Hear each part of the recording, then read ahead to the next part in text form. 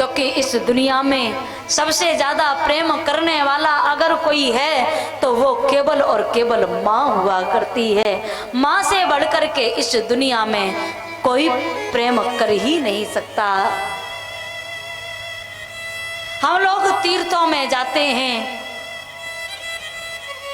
भंडारे करते हैं, जाकर के मंदिर में बैठे हुए भगवान को मनाते हैं जाकर के, लेकिन घर में बैठे हुए हमारे घर के ही भगवान एक एक, आज कितने कष्ट की बात है कि आज घर में बैठे हुए भगवान एक एक तिनका के लिए, एक एक तिनका के लिए मोहताज हो रहे हैं। आज घर में बैठे हुए माता पिता की हमारे बालक सेवा नहीं कर पा रहे हैं।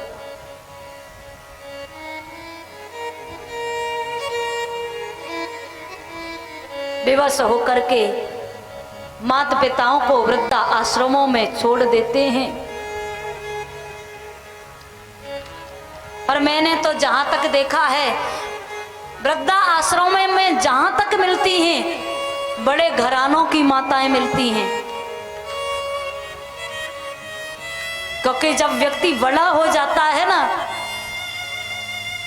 तो माता पिता के कर्जे को भूल जाता है, भूल जाता है कि तुम इतने बड़े ऐसे ही नहीं बन गए। तुमको इतना बड़ा बनाने के लिए जिस माता पिता ने मेहनत की होगी, मजदूरी की होगी, जिसने तुम्हें खिलाया होगा लेकिन स्वयं भूखी सो गई होगी, तुम्हें कभी भूखा नहीं सोने दिया होगा। क्यों? क्योंकि जो मेहनत मजदूरी हमें करनी पड़ रही है वो हमारी संतान को न करनी पड़े। और आज कितने कष्ट की बात है, आज की संतानें अपने माता पिता की सेवा नहीं कर पा रही है।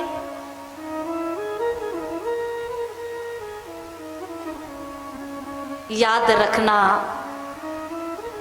घर से जब पुत्र बाहर जाए,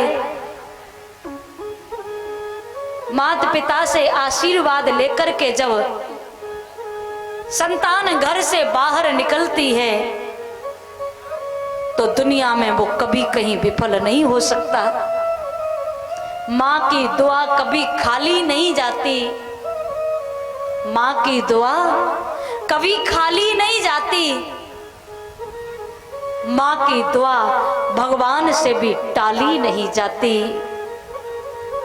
बर्तन मांज करके चार चार बेटों को पाल लेती है एक माँ, बर्तन मांज कर चार चार बेटों को पाल लेती है एक माँ, लेकिन दुर्भाग्य है कि बहुएं आने पर चार चार बेटों से एक माँ पाली नहीं जाती, चार चार बेटों से एक माँ पाली नहीं जाती।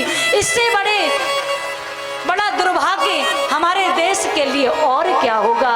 जिस देश को सोने की चिड़िया कहा जाता हो, उस देश की संतानें माता पिता को वृद्धा आश्रम में रहने के लिए विवश कर रही हैं, और दुर्भाग्य क्या होगा।